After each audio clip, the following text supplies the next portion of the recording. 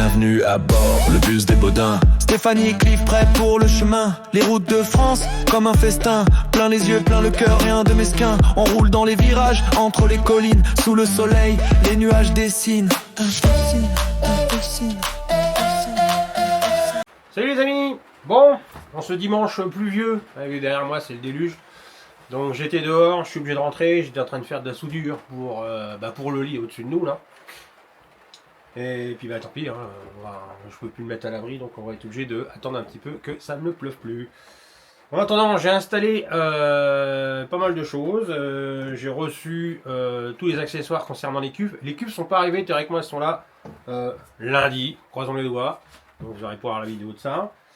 J'ai reçu tous les accessoires concernant les manomètres pour les jauges de remplissage des cuves, la vidange, ainsi de suite. Je vous montre ça tout à l'heure. Et là, je suis en train de m'occuper du panel de contrôle. Vous savez que j'avais installé il y a très longtemps et que j'avais pas encore branché.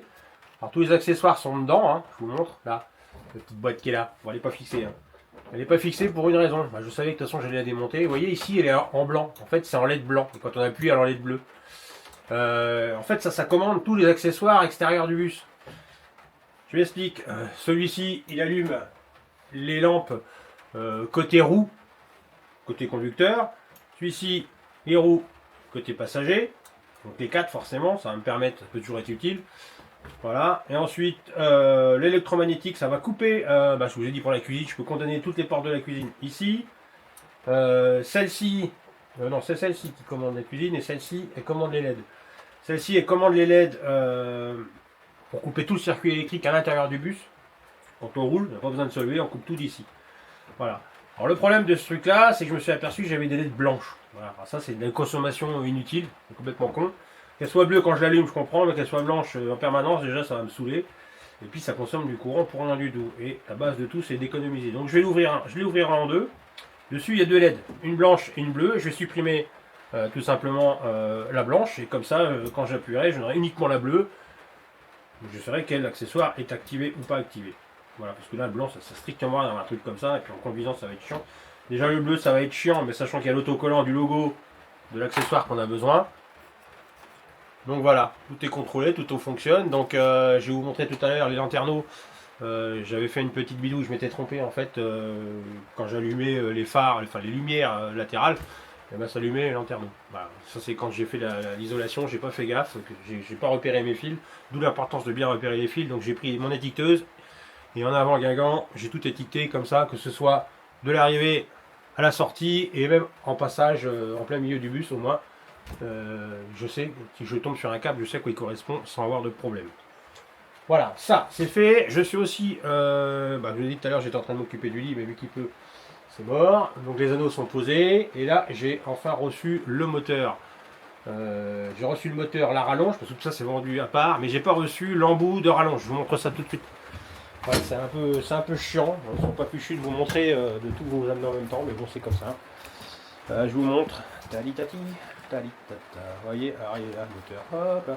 Voilà, ça c'est le moteur. Alors ça c'est le tube du moteur, forcément.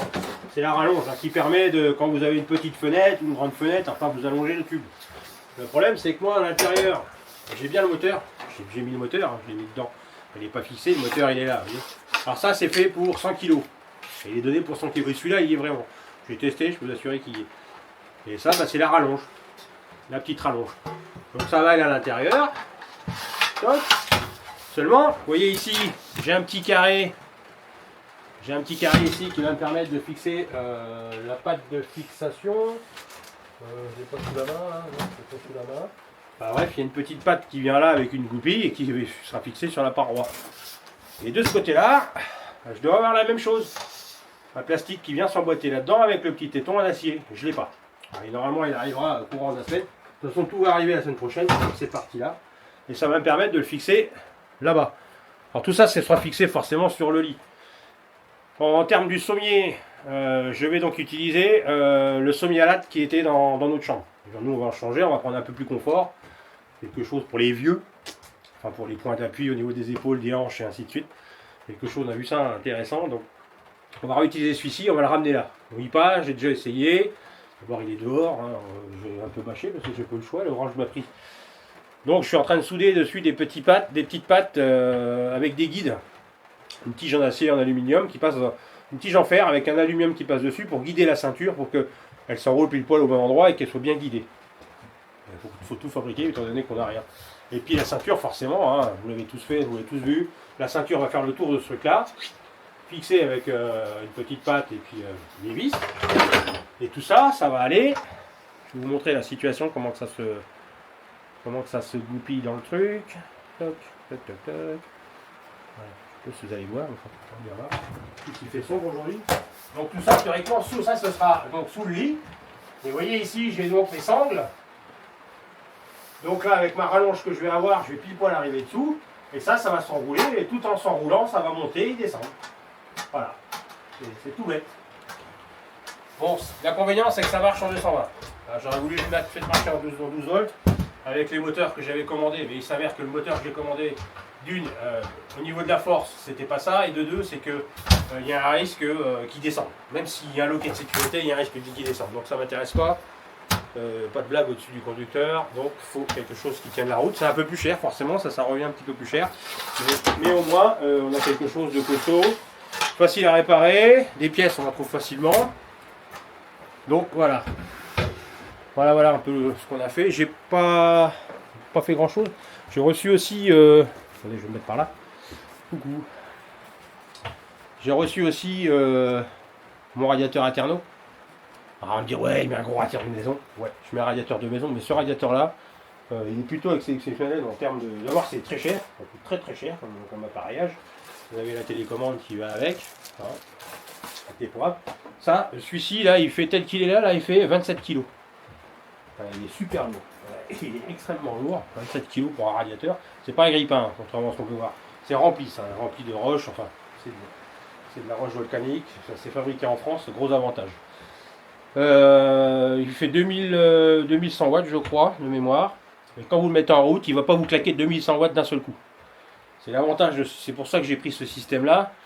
Ce système-là, il fonctionne watt par watt. C'est-à-dire que il va se mettre en route, boum, il va prendre, allez, je vais dire 200 watts. 200 watts, il va monter à, je sais pas, 5-6 degrés, boum, il va se couper.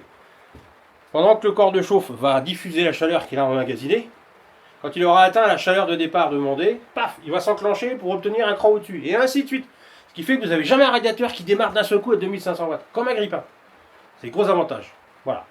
C'est pour ça que j'ai pris ce truc-là, et ça, moi, je vous ai dit, je voulais toujours avoir un élément de sécurité dans le bus. Je veux plusieurs systèmes de chauffage, que ce soit les Webasto d'origine, que j'ai gardé, qui va servir pour le ballon d'eau chaude, et que ce soit des deux, vous appelez Chinasto, deux Webasto de chaque côté, donc il y a un 5 et un 8 kg pour la grande partie habitable ici, et le 5 kg pour la chambre et la salle de bain. Voilà, il y en a deux. J'ai voulu toujours multiplier, en cas de panne, je veux toujours jamais de prix. Je veux pas avoir un seul accessoire, tout comme l'électricité, j'ai divisé en deux sections, il y a deux tableaux, deux sections, en fonction des soutes, et tout est divisé. Ça évite qu'en cas de panne, au moins je peux chanter un système, je ne serai jamais en rate de rien. Bon, la mécanique du bus, je ne vais pas la changer, mais j'ai tout fait de façon à ce qu'on ait minimum en double. Que ce soit la robinetterie, vous l'avez vu, je l'ai installée, mais il y aura une robinetterie supplémentaire, c'est pour l'eau potable. On en reparlera. Il y a un Autanco 3, enfin, c'est un système de filtration qui va me permettre de capter l'eau même à les rivières. Ça, ce sera vraiment les cas extrêmes si j'ai besoin, parce que je n'ai pas l'intention d'aller boire dans la mare comme une vache. Voilà, excusez-moi, j'ai le nez qui coule. Allez, je vous montre ce que j'ai fait depuis qu'on s'est vu, parce que forcément j'avais un petit coup de bout. Là, ça va beaucoup mieux. Donc voilà, j'ai fait mon local télé. Alors, local télé, c'est pas pour mettre la télé, ça va me permettre de mettre mon ampli. Donc c'est une antenne hertzienne que vous avez sur le toit, avec son ampli qui est ici. Là, il y a son chargeur. On peut le mettre en 12 volts ou en 220. Là, il est en 220, donc il y a une prise dedans. Ici, ça va servir de mettre tout ce qui est accessoires de sécurité. Alors, que ce soit des piles, que ce soit des télécommandes, que ce soit tout ce qui est éclairage de secours, hein, de secours ou d'urgence, ça va être là. Voilà, plus on verra ce qu'on mettra, mais ça sera vraiment dédié à ce truc-là. J'en ai aussi profité pour passer ma gaine technique, une goulotte. Hein. Donc là, on voit qu'il y a un fil, il y a deux fils pour le moment, donc il y a un 12 volts qui part d'en bas. Là, il y a ça, c'est le fil qui va alimenter les lanterneaux. Alors, tout ça, ce sera fixé à l'intérieur. J'ai des systèmes de clips pour tenir tout ça. Il n'y a pas question que ça pendouille comme ça. Et ici, sur le panneau, là, Je vais le découper. Je sais pas si vous allez voir. Attendez, je vais refaire un demi-tour. Ça ne voit rien du tout. Il fait nuit ce soir. Ici, je vais le découper. Donc là, j'ai le chevron, donc je vais le découper ici. Toc. Je vais m'arrêter là, forcément. Et je vais redescendre à peu près sur 40 cm et je vais redescendre là. Je vais faire un rectangle ici qui sera sur charnière. Comme ça, on pourra ouvrir et fermer pour avoir accès aux accessoires. Derrière ça, comme on a l'épaisseur, il y aura donc un porte-fusible, le même que l'on a dans le bus. Un porte-fusible où je pourrais mettre 2 12 volts qui arrivent dessus. Ça va me permettre d'alimenter mes différents accessoires. Alors quand je dis accessoires, qu'est-ce que ça va être? Je vous montre ça tout de suite. J'en ai un qui est arrivé pour le moment. Où est-ce que je l'ai mis? Ah, voilà. Il est là. Je remets le micro parce qu'on m'entend pas si. Il est là. Bon. Voilà, j'ai reçu ça les amis. Là. Alors c'est une marque Voltronic que moi j'utilise. J'ai beaucoup utilisé dans les bateaux. Tous les bateaux que j'ai installés en général. Sur des réservoirs, je vous montre ça tout de suite. Je sais pas, je tourne la radio. Voilà, je me mets là, je m'équipe. J'aurais dû faire un peu avant, mais bon, je suis un amateur, n'oubliez pas les amis. Je vous montre ça, je vous déballe ça. Alors c'est tout petit, le gros avantage c'est que ça prend pas de place et c'est léger. Bon ici on aurait pu prendre d'autres modèles, mais moi Voltronic c'est quelque chose que je connais bien. Vous voyez c'est tout petit. Hein, donc celui-ci c'est le modèle pour l'eau usée, on voit bien, hein, qui jette l'eau avec le logo. Et là donc c'est gradué hein, de 10 à 100. Le gros avantage avec ça c'est que l'autre d'à côté, pour l'eau potable, lui, quand celui-là va se remplir, l'autre va descendre. Voilà. C'est tout bête hein, à alimenter. Vous voyez en termes d'alimentation c'est tout bête. Le plus, le moins, la côté gauche de la sonde et le côté droite de la sonde. La sonde, c'est quoi? Pareil, c'est du Voltronic. C'est hyper fiable. Moi, je vous dis, j'ai jamais eu de problème hein, avec ces trucs-là. On pourrait même les utiliser pour le carburant, mais il y a d'autres modèles. Vous voyez dessus. En plus, il vous indique, ça, c'est le modèle, ça, c'est la sonde de lambda du fond. Et ça, c'est la sonde de surface. C'est-à-dire que ça va comme ça, cette partie-là, elle va aller dans le plus bas de la cuve, c'est-à-dire qu'on va prévenir quand c'est à sec. Et celle-ci, on va pouvoir la couper. Elles sont sécables, on peut couper ça en fonction de la qu'on veut. Il y a une certaine distance à respecter, il faut simplement regarder sur la notice. Au bout, là, vous avez une fiche de réglage, une petite cruciforme. Ça vous permet de régler en fonction de la hauteur de centimètres. C'est-à-dire que vous avez 50 cm, c'est écrit, hein, tout est gradué dessus. Hein. Je ne sais pas si vous allez le voir. Pas sûr que vous allez le voir. Je bouge en plus pas mal. Vous n'allez pas le voir. Si, voilà. Vous voyez, 50, 30, 40, 15 et 24. Voilà, ça c'est là. Il faut simplement mettre pour dire à la sonde quelle profondeur vous êtes en train de travailler. Si vous coupez ça sans la régler, elle ne va pas savoir. Elle va pas vous donner une profondeur haute ou basse. Donc c'est livré avec son joint. Enfin, c'est du bon produit. Franchement, c'est du très bon produit. Ça marche bien, tout est bien marqué, même sur les câbles, si vous avez même la notice de montage, même sur les câbles. Non, là-dessus, c'est... Bon, savoir que la sonde coûte plus cher que le capteur. L'indicateur, l'afficheur, là, lui, il vaut quoi? Allez, 40 balles, tout cassé. Lui, il en vaut un petit peu plus. Voilà. Donc voilà les matos qu'on a. Et puis après, j'ai là où je vous livre un plan de montage des différentes marques et des accessoires qu'ils ont. Bon, c'est toujours du Voltronic. Là, vous avez le plan de gabarit. Nous, ce qui nous concerne, ça va être ces deux-là. Donc eau propre, eau usée, et vous avez même eau froide. Moi je vais en avoir que 2, ça me suffit. J'ai pas besoin de savoir que l'eau dans mon réservoir elle est froide. Voilà. Donc ça va être ça. Où est-ce que je vais mettre ça? Ou sur le tableau, je vous ai fait voir tout à l'heure. Hein. C'est simple. Hein. Donc ça va se retrouver sur le tableau qui est là. Ça prend pas de place, c'est tout petit. Moi je veux pas un truc trop gros. Ouais, ça prend pas de place, ça va être quasiment dedans. Moi je mets à cette hauteur là, mais ça va être plus haut. Voilà. Ça va être comme ça. Donc vous allez avoir un là, et après dessus, je pourrais mettre mes accessoires. Alors la commande des Webasto, je vais avoir la commande de Webasto du côté salle de bain et cuisine et chambre. Là il y aura l'afficheur contrôleur de batterie, mais ça on verra ce que je mets exactement comme accessoire. Certainement du Victron, mais il n'y a rien de sûr pour le moment. Mais que ce soit le Serbo GX ou un truc comme ça, on verra bien ce qu'on fait. Ici, j'ai mis mon interrupteur pour la lumière. Bon, j'avais dit que j'avais mis des lumières de secours juste histoire de pouvoir travailler. Mais normalement ici, il y aura forcément, ce sera donc l'interrupteur qui va ici. Il y aura un deuxième interrupteur, le même principe qu'il y a dans les chambres. On va pouvoir comme ça, ici, faire une cinématique éclairage. C'est-à-dire si on veut éclairer qu'un côté ou que ce côté-là, ou uniquement la partie où on mange. Donc, vous voyez, elle est ici, elle est prévue. Donc tout ça, on pourra contrôler ça au fur et à mesure qu'on a envie de le faire. Ça, c'est fait. Qu'est-ce que j'ai fait encore d'autre? Voilà. On voit en haut, là. Hop, ça marche. Voilà. Ça fonctionne. J'avais fait une petite couille au niveau d'éclairage. Donc ça marche. Hein. On peut l'éteindre, l'allumer. Nickel chrome. Je vais l'éteindre d'ailleurs pour la lumière. Et puis, en haut, là, on voit bien. Hein, donc il marche. Il marche très bien. Voilà. Donc là, on a l'extracteur. Enfin, il extrait et il souffle. Hein. Celui-ci, il est manuel. Et là, on repasse dans la chambre. J'avais tout refait. Donc celui-ci, je ne peux pas l'ouvrir parce que, ou alors il faut que je fasse en marche forcée. On va essayer de l'ouvrir. Il faut que j'allume avant. Alors, c'est parce que je l'ouvre. Je vais l'ouvrir à la main. Mais normalement, il va s'arrêter. Donc je vais l'arrêter. Pas la peine, il faut l'avoir rentré. Mais il y a un capteur de pluie. Et comme là, je me suis mis en manuel, il ne va pas le détecter. Mais ici, il y a une goutte d'eau là. Et cette goutte-là, il détecte. Voilà. Quand c'est comme ça, il se refermera aussitôt. Pareil, il souffle et il aspire l'air chaud. Et puis il y a sa télécommande, je vous l'ai déjà montré. Hein. Donc, il y a rien d'extra. Et dessus, vous pouvez commander l'hygrométrie. Le gros avantage, c'est que l'hygrométrie de la pièce, on peut la calculer sur la télécommande. Il suffit de l'inscrire et puis on va avoir quelque chose qui va vous permettre de ventiler la pièce, même sans vous en occuper. Sachant que si je mets la clé de contact en route et qu'il détecte que le véhicule bouge, la trappe se referme systématiquement. D'ailleurs, pareil s'il y a trop de vent. Voilà. S'il sent qu'il y a une pression sur le système, hein, il se referme. Donc voilà ce que j'ai fait. J'ai pas fait grand chose. J'ai avancé tout doucement, mais j'avance sûrement.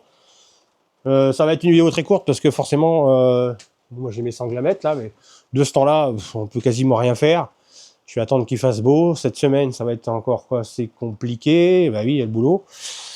Mais dès que je peux, je me remets dedans et je vous refais voir les nouvelles vidéos. De toute façon, quand on va se revoir, je serai certainement en train de finaliser le lit. Pourquoi je veux finaliser le lit? Tout simplement, je vous ai dit que je devais faire venir l'Adréal. Bon, l'Adréal, non, Securitas, pour faire le contrôle des ventilations. Mais du coup, ils m'ont téléphoné, il faut absolument que le plafond soit terminé, les grilles d'aération posées, ce qui est normal. Je leur ai dit que je n'avais pas fait, mais ils sont juste posés, mais ils vont aller voir le résultat. Ils veulent les voir posés sur leur support. Donc voilà. Tout ça, ce sera fait, et après, je serai obligé de faire le plafond, forcément, pour pouvoir faire venir la Securitas. Alors, normalement, c'est Securitas. Je pensais que ça allait être l'autre organisme, mais visiblement, en termes de disponibilité, je crois qu'ils sont... Puis au niveau du prix, je pense qu'il y a une petite différence. Donc voilà, on va pas se cacher. Hein, le nerf de la guerre, c'est ça aussi. Bon, je peux pas vous montrer grand-chose aujourd'hui. Enfin, normalement, c'est compliqué. J'ai commencé en plus, j'ai pas commencé de bonne heure. Il est déjà 16 h, il fait pratiquement noir. Donc voilà, là ce que je vais faire, je vais étiqueter dans les soutes mon distributeur 12 volts pour savoir quelle pareil j'ai alimenté en bas, parce que forcément j'ai pas mal de trucs que j'ai remonté, donc il faut que je mette des petits étiquetages partout. J'ai tout étiqueté ici, tous mes câbles, je les ai tous repérés, tout marqué comme je vous ai dit. Et puis voilà, donc on n'a pas fait grand chose encore, mais le but du jeu c'est de pas reculer. Et là je vous ai dit que je prenais le taureau par les cornes, chaque truc que j'attaque, je le termine dans sa totalité, parce que sinon, je vais plus m'en sortir. Après, même si c'est des petites bricoles, bon, la chambre est quasiment terminée, il me manque juste 2 petites poignées que j'ai pas.